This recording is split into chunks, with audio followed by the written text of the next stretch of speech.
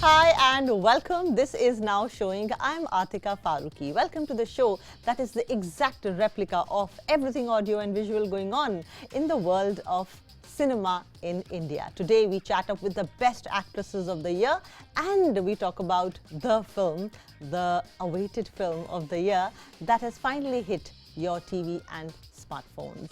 So here is Now Showing, starting off with the highlights. Zoya Akhtar's Archies on Netflix mixes nostalgia with entertainment back into Bollywood. An excerpt of this year's Actresses Roundtable where we meet up with 4 best and the finest actresses of this year. Menon on that one film that impacted him deeply enough for him to pursue a career in acting. And the music composer of Archies on the songs of the film and creating voices for the lead actors.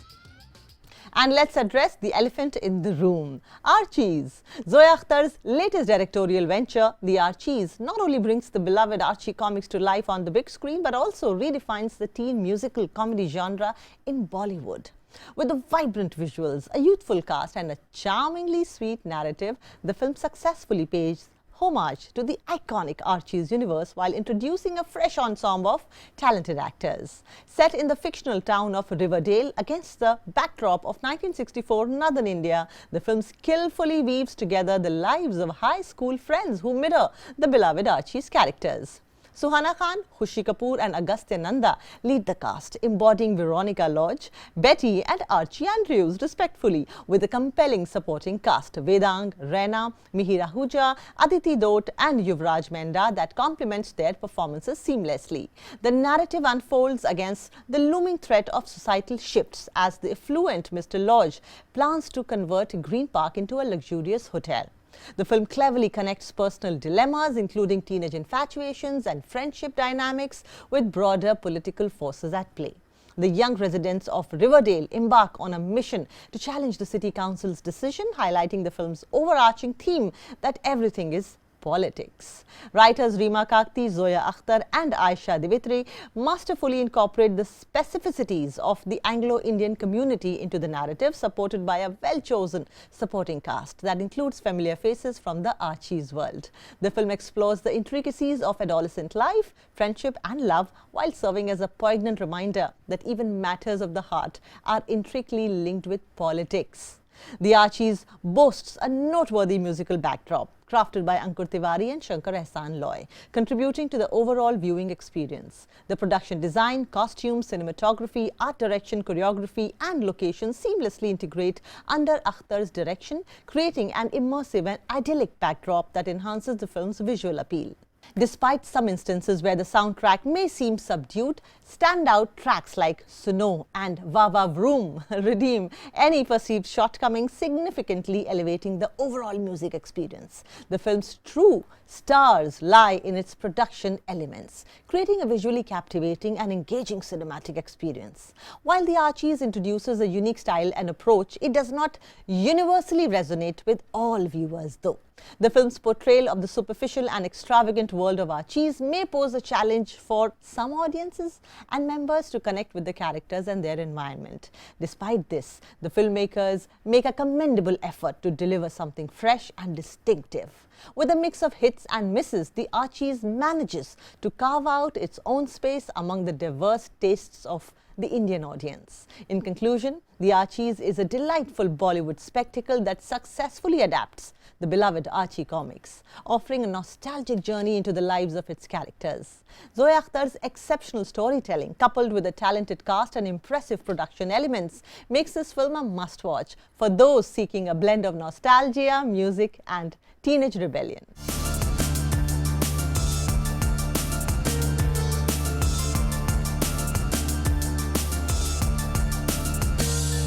Life of an actor in Indian cinema, particularly Hindi cinema, is difficult. You have to constantly fight the concepts of ageism, you have to look glamorous all the time, and you have to master the art of saying no more than the art of saying yes all the time. Well, I meet up with 4 fine actresses of this year and chat up on these issues and lots more. And this is just an excerpt of the Actresses Roundtable, which will be aired on December 16th, that is Saturday, at 8:30 p.m. and on December 17th, that is Sunday, at 10:30 p.m. only on CNN News 18. Now, there is this huge machinery that works in favor of actors and also against actors, and that is social media following and casting based on how popular you are in the newspapers and how many followers you have on social media. And I have these very vehement discussions with my friends who are into casting, and I tell them that when I'm watching a movie, I am constantly looking at the actor who acts well. I don't want to know uske kitne, मैं उसके Insta पे नहीं जाती हूँ. Well, I think that it's not just experience. Sometimes people are, I feel like there's a great impulse in people's first films also when they're untrained, or sometimes non-actors, like in the realistic wave of cinema. I think this is a phase where casting directors want to cast someone basis their social media following. I really do think this is the phase, because or maybe the producers and not so much casting directors also. Whoever, I mean, whatever is the reason why it's happening, we've had influencers cast in roles and it's not really translated into ticket sales. I have nothing against anyone being cast. I mean, I appreciate everyone's desire to be in front of the camera, and in a way, because we all have phones on our camera, we are all sort of, the gaze has shifted. If you look at people, how they clicked photos in the 80s and 90s, there is no self-consciousness. No one knows their angles. They're just standing smiling. And now I feel like everyone, but my own extended family, like everyone knows ऐसे करना है, ऐसे मतलब कुछ बदल गया है. एक छोटा बच्चा भी look like they go sorry. My only thing is, if you want to act, it's okay, train little bit. Go train, do a workshop at least. Or like you want, it's fine. You want to act, don't disguise your desire to act by like हम लोग ने झग थोड़ी मारा, मतलब हम लोग थोड़ी training करके आए क्यों? Because we realized, I mean, I don't think I had the good fortune of going to FTI or NST, but I tried to train as much as I could. Like I did workshops, I worked with Barry John, I went to Adi Shakti, I did voice training. मतलब मेरे अंदर वो था कि if I go on the sets of Gangs of Wasipur, in दिग्गजों के सामने, I shouldn't fall flat. I shouldn't be nervous. I shouldn't flatline over there. So I feel anyone can act, but it's just prepare yourself a little bit. That's why I feel actors should be sports people. At least part of the training as acting, you should play a sport. Very true. I never played a sport. I'm one of those absolute idiots. I could have been good at something. But in a I feel sense, that. like theatre is like that. No. It's nothing. No. I know that actors who have been sports people and actors who haven't, there's a distinct difference. Maybe it won't show in the early days, but as you go along, that difference shows through clearly. I really recommend anyone who wants to act to please, for God's sake, learn how to play a sport and do it well. Sport teaches you how to lose very well. Yes, that's a big one. It's a very, very important thing if you want to be an actor, is to face rejection, because 99% is rejection. So sport teaches you to take it on your chin and say it's fine. I'll work, I'll go in the nets, bat more, go and run more and work on my craft more.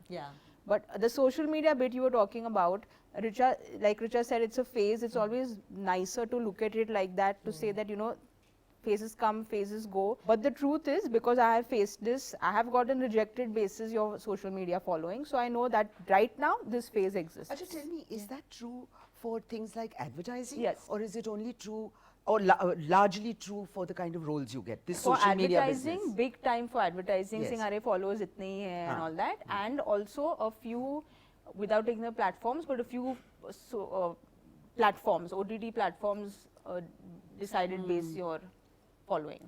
एक phase है, casting is being decided basis followers.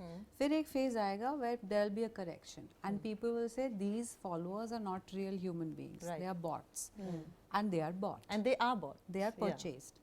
Same, like when people say 3 million views in the first half an hour, they are only buying the views, they are only writing the comments, and they are only saying, and then they are only saying. You know such people personally, Richa? We all know such the people. whole marketing works like this. Is the entire marketing So which this works is like this. this is the digital space. Okay, we are living in a post-truth society. This is the data. Sooner or later, it will catch up with the expenses. So I feel like whenever this realization dawns on people, it will change. Like a few years ago, this whole thing about ads not being given to actors, apart from the top few rung, creme de la creme, whatever. Then it shifted to influencers कि influencer आपको cream बेचेगा. अभी वो cream वो ऐसे बेचेगा कि look, I'll do my skincare routine, वो सब कुछ करके आपको दिखाएगा. मैंने ऐसे नहाया, मैंने ऐसे nails cut किए, सब कुछ. Now that has shifted to what you call micro influencers. So those guys have, and now those micro influencers have their own brands. But I always feel that, you know, technology is like a weapon. You Yeah, know, it cuts both ways. You have to, yeah, Double-edged it cuts, sword. yeah. So you have to decide which way you want to go. Yeah. You know, about the social media followers, we all go through that space in a very good way, bad way. Someone is pulling you down. There is someone is putting that filter on you, and there is someone is inspiring you. You know, we are going through everything in that fraction of seconds. What are your clear, sharp dislikes and deal breakers for a script or an assignment? Playing a abusive mother-in-law without any real reason. I'm tired of those women against women sub-stories.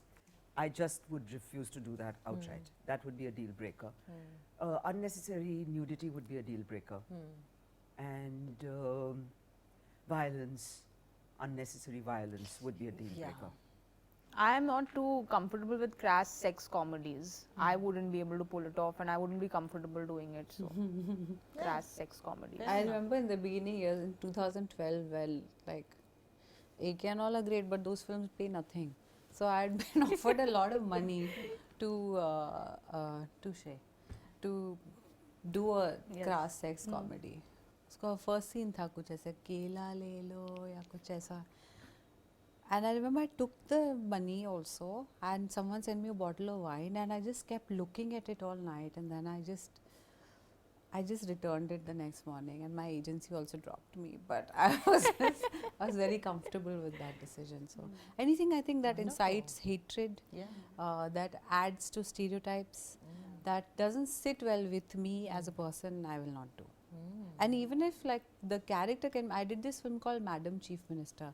I got a lot of flack for an upper caste person being cast into the role of a Dalit leader.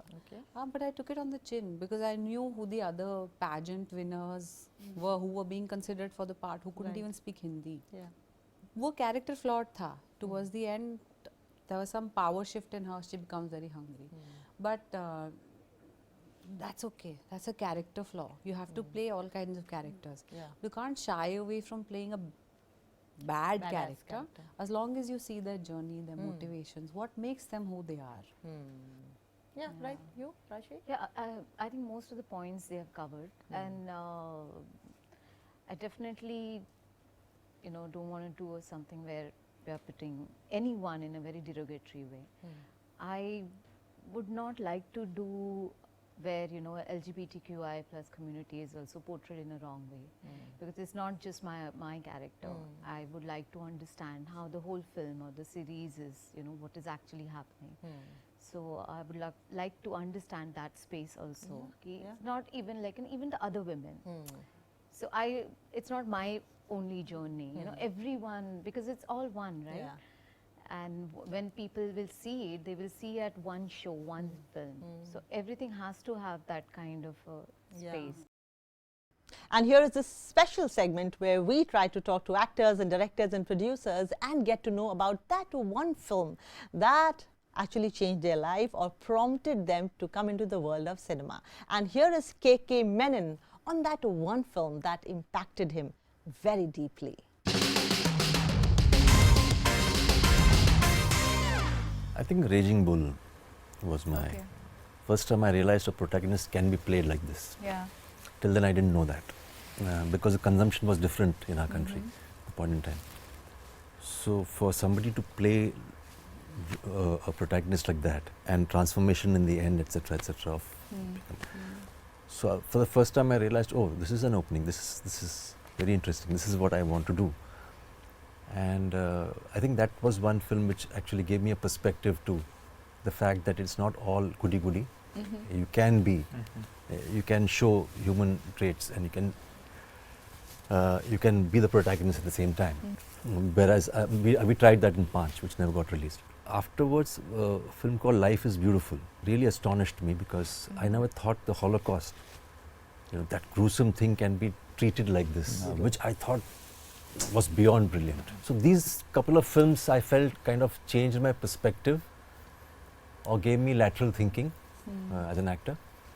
Don't just think within the box, just go outside and see how it looks. So it just helped me in that process. Time for a short break. When we come back, we have composer Ankur Tewari, who has composed songs for Archies. And this one is special because this time he's done it for that famous song in Suhana Khan's voice. Stay tuned after the break.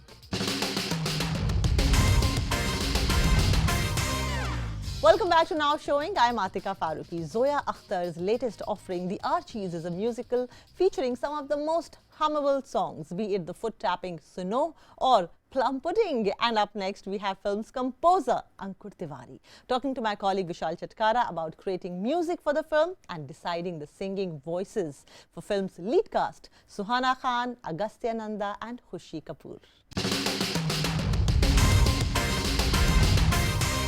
आओ कहानी सुनो मेरी जबानी सुनो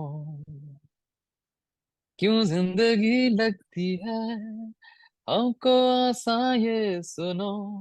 Ankur, your latest film, that much talked about Netflix movie The Archies, which is directed by Zoya Akhtar. The songs are out, although we can see the influence of bubblegum pop genre in the film song. So to start with, what was the brief by Zoya to you when you started work on the film? I think the most interesting brief for us was the script itself. So Zoya, Rima, and Aisha, they've written the script, and it's quite fabulous. It's set in the 60s. It's based around the Anglo-Indian community in a fictional hill station called Riverdale. And just that idea itself lends itself to so many different ways that you can treat the music. Anglo-Indian community in India has been so instrumental in our regional music and even in our mainstream music. A lot of our filmmakers and music directors in films even used a lot of these Anglo-Indians to help them arrange, play in the music, and you can see that influence in the movie music as well, plus the regional music. So it's quite interesting. It was kind of a global sound in India before India went global. The film has this triangle that we can see in the trailer, where Archie, that's played by Agastya Nanda, has main crush on Veronica, that is played by Suhana Khan, and he's also fond of Betty, that's played by Khushi Kapoor. Now, both Betty and Veronica were actually vocalists, or are vocalists of the rock band in the film. How you decided the singing voice for the actors, for Suhana, for Khushi, and for Agastya? It's interesting that you asked this, because it was very important that it's a musical, so a lot of dialogue delivery is through music as well. So it was very important to cast for the voices. So Suhana is a good singer. So we were kind of like, fortunate there. So she ended up singing one of the songs for Veronica. We had cast Dot as an artist to make music for Betty. And while we were actually, working on a song, when Zoya sprung a question at her that if she wants to act, so she ended up acting as Ethel in the movie. For Agastya, unfortunately, he's got great sense of rhythm, but he's not that great a singer. So we had to find a voice that suits his personality, which has got he's charming as hell. So we wanted to get somebody whose voice has the charm. Tejas Menon has been singing in the independent scene for quite some time. Tejas's voice, out of all the voices that we auditioned, really suit Agastya's personality. And when we put Tejas's voice against Agastya's, audition tapes, it was really working well. So Tejas ended up being the voice of Archie. So then, which song actually Suhana recorded for Archie in her voice? This song called Jab Tum Na Thi. It's a conversation between Archie and Veronica. So when you see it in the film, you'll also get the story context, but she voiced that song for Veronica. Do you think Suhana in future can also sing like for her films? Does she have a good singing voice? Absolutely, she's got a great singing voice, and I'll be very honest that she auditioned first, and she was there. But the one person who had immense faith in her voice and her talent was Shankar Mahadevan. And he really pushed her. He workshopped with her for like hours and hours. From like he especially took time out and spent a lot of time with Suhana to just get her voice and mainly she has the voice and she has the talent, but she needed that just one shot of confidence that I think Shankar really helped her get that shot of confidence and help her deliver. And it was very interesting because she hit the pitch correct in the first go. She had really practiced. She's someone who does her homework really hard. If I don't know if you've seen the song Dishum Dishum, she really showed her skating skills there, in which these girls like really workshop for over 5 months to just get the skating right. But even with her singing, she took time out. We workshopped for a while. She worked with a vocal coach, and then she spent that time with Shankar to get the voice right. If music be the food for life, play it on. As Bob Dylan said and sang, no woman, no cry. I say no man, no cry. No everyone, no cry. Please be high on life because we live only once, and keep watching Now Showing and good cinema, good music, good films because we are what we watch. Till we meet again in the next episode, I'm saying goodbye. Take care. Adieu.